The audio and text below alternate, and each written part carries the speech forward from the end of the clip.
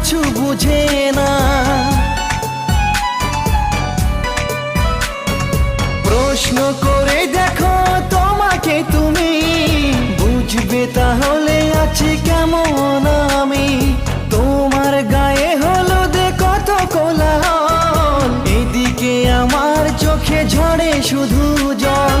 ভুলতে পারি না আমি তোমার স্মৃতি, কেমনে ভুলে গেছো ওগো প্রিয়সী।